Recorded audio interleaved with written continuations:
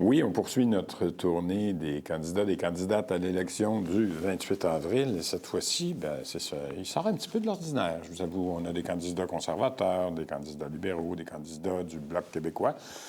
On sollicite des gens du NPD. À date, je vous avoue, aucune réponse du côté du NPD. Alors, ça se peut qu'on passe la campagne sans candidat du NPD. Cela dit, il y en a un qui représente un parti qui a été fort actif depuis, mon Dieu, 1963, c'est le Parti Rhinocéros, c'est Donald Gagnon qui est candidat dans Longueuil-Charlemagne. Bonjour, M. Gagnon. Enchanté. Réciproque. Parti Rhinocéros, d'abord, j'ai été surpris qu'il y ait encore des candidats Rhinocéros. On est à peu près 26 à travers le Canada. OK. Peut-être qu'il y a eu une nouvelle vague là, pour ces élections-ci, mais on est surtout au Québec, en Ontario puis en Colombie-Britannique. OK. Votre parti existe, c'est un peu la raison d'être, puis c'est écrit dans vos statuts, de se moquer du système politique. Moi, je le vois surtout comme un système satirique, c'est-à-dire que notre objectif, c'est, oui, on rit un peu comme tel des promesses vides des autres partis, mais on reste quand même sérieux. En tout cas, moi, je reste quand même sérieux pour ma campagne électorale. Donc, oui, j'ai mes promesses qui ont l'air loufoques un peu. Oui, entre autres, faire du boulevard Tachereau un canal maritime. Bien, c'est sûr qu'on... Ça serait beau, hein? Écoutez, ça serait magnifique. Ça serait magnifique.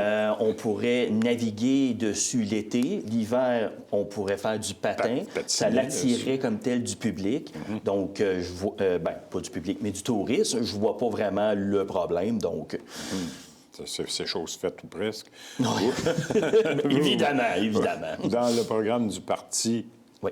auquel vous adhérez inévitablement, on parle d'abolir aussi la loi de la gravité, tant qu'à faire. Oui, parce que la loi de la gravité, puis qu'elle n'a pas été entérinée par le Parlement canadien, elle est illégale. Mais bon, j'imagine qu'avec notre premier mandat, on réglerait ce problème-là. Donc, on éviterait d'avoir un problème de gravité. Oui. Ce ne sont que deux des promesses. Je voyais votre pamphlet tantôt avant l'entrevue. Vous avez, je pense, au moins une vingtaine d'engagements. Est-ce qu'il y en a... Dites-moi non, est-ce qu'il y en a des sérieux? Oui, évidemment. Là. Donc, oui, parce que, bon, pour faire une petite histoire courte, évidemment, nos promesses qui sont un peu loufoques, le trois quarts, c'est moi qui les ai écrits. Donc, c'est sûr que, bon, j'ai été avec mon imagination. Ouais, c'est ça. Mais en même temps, quand je dis que c'est satirique, c'est dans le sens que souvent, on va regarder certains partis qui vont dire « on va couper les taxes ». Oui, mais c'est parce que comme on va payer les services après ça. Mais ça, les autres partis... Une chose à la fois. On va commencer par les couper, puis après, on verra comment ils paient. Oui, bien, c'est ça. On a déjà entendu une politicienne bien connue qui disait, qui a été souvent imitée, tu sais, c'est gratis, disait Manon Massé. Oui, non, c'est ça. Donc, on pourrait dire simplement que c'est pour rire un peu de ces promesses-là qui sont carrément vides. Mais évidemment, oui, comme quand je parlais de mariage polygame pour payer les loyers. Pour faire la promotion. C'est sûr et certain que c'est très hilarant, même si la situation est carrément catastrophique. Donc oui, au niveau plus réfléchi, disons-le comme ça, dans mes promesses, j'aimerais qu'on puisse arriver à mettre un plafond sur les loyers. Et également aider à diminuer certains frais pour les propriétaires parce que, soyons francs, à quoi ça sert d'augmenter les prix des loyers si on n'est pas capable d'arriver pour les payer? Pourquoi ne pas avoir justement un système gagnant-gagnant? Les propriétaires sont capables de payer les frais de réparation, etc., tandis que les locataires seraient capables de payer leur loyer. Bon, évidemment, là, le mariage polygame, oui, c'est un petit clin d'œil quand même humoristique. Mettons, oui. Mais, puis évidemment, bon, pas que je veux absolument... Parce que c'est sûr, celui qui a passé juste avant le Bloc québécois me sauterait à la gorge si je leur dirais que je voudrais passer par-dessus les compétences québécoises. Évidemment, mais c'est sûr qu'au niveau des loyers, puis que c'est pan-canadien le problème, surtout à Vancouver, à Toronto et évidemment maintenant à Montréal, ça pourrait être une bonne idée d'avoir un plafond national pour justement empêcher les gens d'être obligés de vendre leurs animaux. Là, vous êtes rendu dans des promesses sérieuses pour, Oui, bien, pour un représentant du Parti rhinocéros. Oui, mais bon, en même temps, j'ai quand même un background en sciences politiques. Je veux dire, j'ai travaillé comme fonctionnaire fédéral. C'est ça, vous avez été fonctionnaire fédéral. Oui, bien là, je suis en congé forcé, évidemment, pour les élections. Donc, si je ne suis pas élu, je vais retourner. Et bon... Vous avez des bonnes chances? D'y retourner, peut-être. Bon, je ne veux pas tenter le diable. Peut-être que oui, peut-être que non. Peut-être, oui. Parce que là, dans votre circonscription, vous vous présentez, je le rappelle, dans Charlemagne, Longueuil-Charlemagne. Oui. C'est la circonscription actuellement représentée par la libérale, Chérie Romanado. Oui.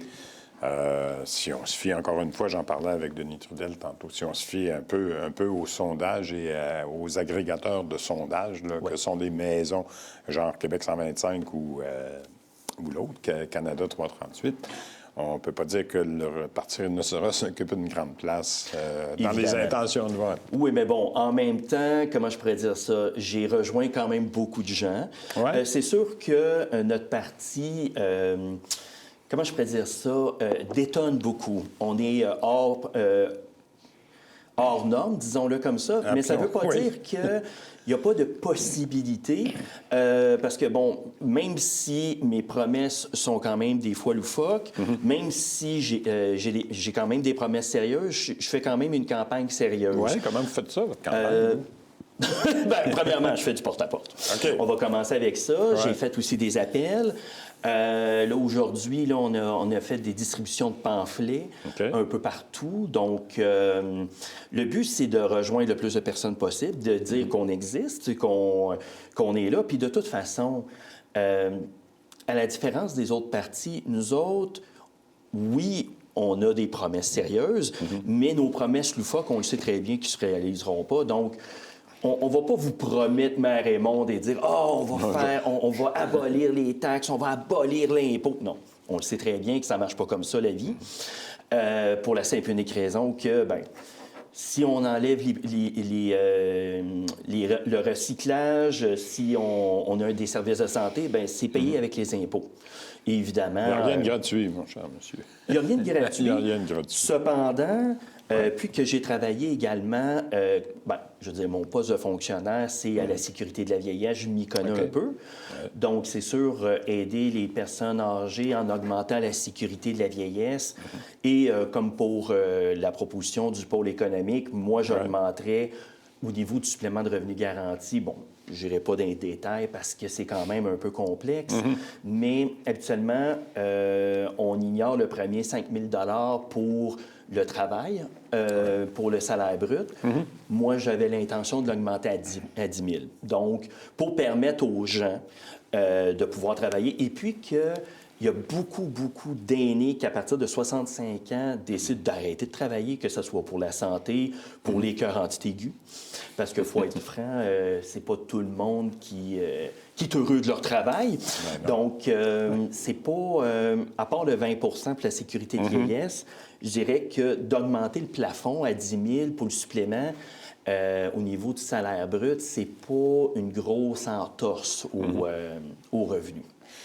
M. Gagnon, vous êtes en train de devenir un vrai politicien avec des promesses, avec des engagements qui sont réels et qui sont loin d'être les engagements farfelus du Parti rhinocéros.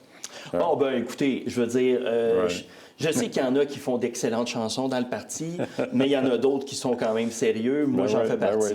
Oui. Bien, écoutez, je vous laisse aller à la fin de votre campagne. Encore une fois, il reste une douzaine de jours. J'imagine que vous allez vous y consacrer encore à faire le plus de rencontres possible. Je l'espère. Mais c'est à vous souhaiter à vous aussi une bonne campagne et bonne chance. Bien, merci beaucoup. Merci d'avoir été avec nous. Merci.